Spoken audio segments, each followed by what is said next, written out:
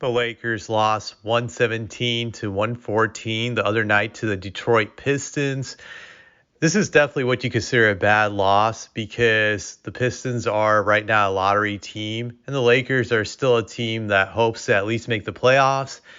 I always say the worst losses during the regular season are to lottery teams because you got to get those games. Those are games that are like gimme games. And if you blow them, it really does hurt you later on in the standings. But what really got the attention after this loss was JJ Redick's reaction, that he looked like a train wreck in his post game reaction.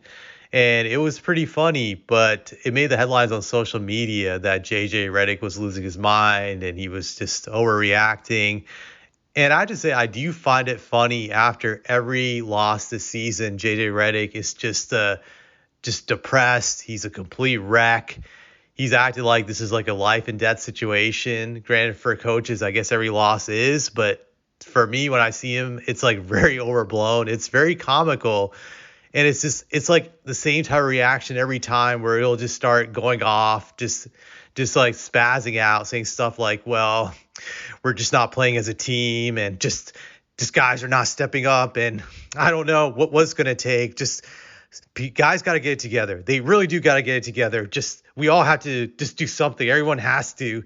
And you know, we've talked about it, but no one's really listening. No one's really doing anything. I tell them to do, and we're just all lost out there. And someone has to take control of the ship and steer it. He'll actually talk like that. It's just too funny. Like it kills me when he says that in a comedic way, and it's hysterical. But a friend of mine, we were talking about this the other day, wondering why does JJ Redick just completely lose it after every loss?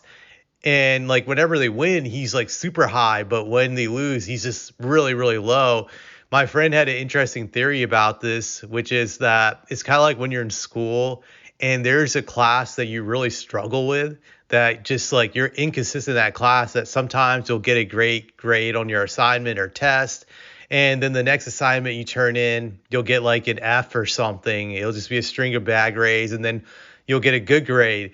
And every time you get a good grade, you think you've figured out the class, and suddenly you're going to turn the corner, and suddenly the next assignment you fail or you bomb it miserably, and you're back to square one. And this is how JJ Redick views like these wins and losses, that when he wins, he thinks he's figured out the game and he knows what it takes to consistently win games in the league as a coach. And then when he loses, he's frustrated because then he realizes he doesn't really know what's going on, and then he feels lost again. So I think it's like this roller coaster ride with him where he's frustrated because he can't really get a pulse on coaching or a grip on it, or what it takes to be consistently good in the NBA as a coach.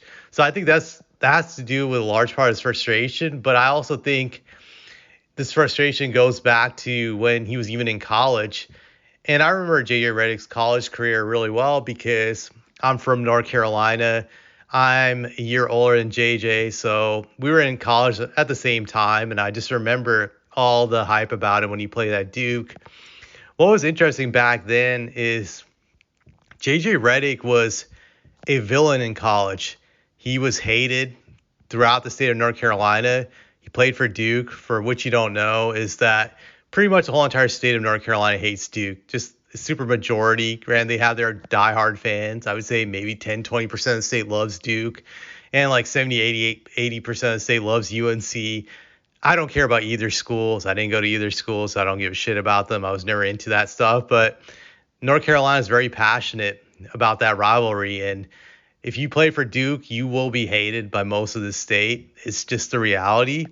And JJ was hated. Like, he had his moments with Carolina where he was a disruptor. He would take them down. They would take him down. But he wasn't like any other player that played for Duke besides Christian Laettner when it came to eliciting so much hate from the Carolina fan base. Like, I felt at one point in time that he was so hated that he couldn't go anywhere outside of Durham, where Duke is located, without people threatening him or coming at him.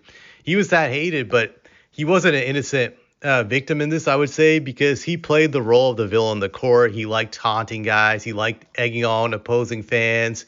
It was so bad. I remember fans would used to scream at the top of their lungs, screaming, "Gay, gay, Redick." You know, JJ's gay. it was the stuff that they would chant back then. But Gay Gay was one of the biggest chants during the Duke games on the road. And JJ would taunt them and all that other stuff. And I thought he enjoyed playing the role as a villain, but years later, I would find out he didn't actually enjoy it. I remember he even admitted this on his podcast a few years ago that he tried to embrace a role as a villain at Duke, but he never really enjoyed it. He actually hated being that guy. And that really surprised me. But he said during this interview on his podcast that he was depressed and he was miserable and he felt the whole entire world hated him, because when you live in North Carolina, do this rivalry, you definitely feel that you're hated. And it took a lot out of him. He had to go to therapy, and just he was miserable. He had a drinking problem. He had all this shit going on because of what was happening, and it just got to him. So that really stuck out to me. I was shocked. I never knew that. But sometimes it goes to show you how you don't really know about a person's struggles until they come out about it. And I take this to his struggles as a coach of the Lakers, because I remember when he said he suffered from depression during that time of his life. And one thing about depression, I'll say from what I've seen with friends who suffer from it, it's a lifetime illness. It never goes away. You're always dealing with the misery of it. And I recall Jerry West even suffered from depression. So it was always a thing in his life of not being happy despite how much success he had. He just had to manage it.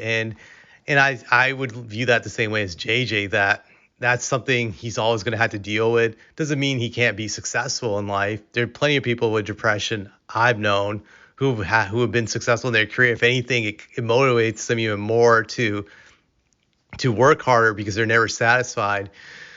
So I think that's a huge part of it, that his depression pushes him over the edge, especially when it comes to the Lakers, that every loss is magnified when you're with the Lakers. And I think that's going to really rattle him. And I also think JJ wants to be liked.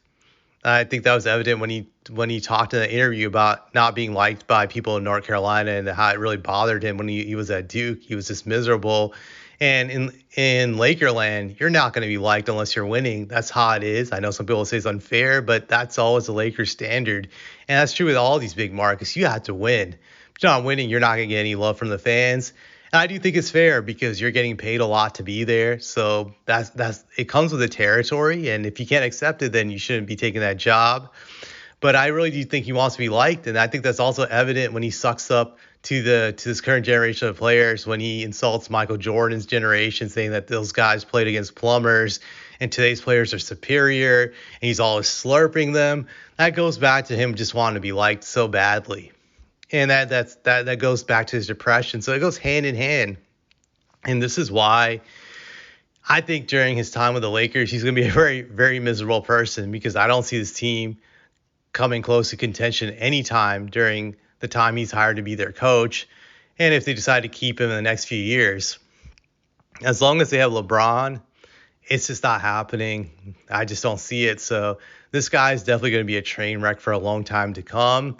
And I'm not making fun of his depression or anything like that, but I do find his reactions after losses comedic. It's unintentional comedy that I do enjoy watching, and I do look forward to seeing more of it in the future, because at the end of the day, I don't think JJ's innocent. He's insulted the legacies of previous players, insulting a guy like Bob Cousy.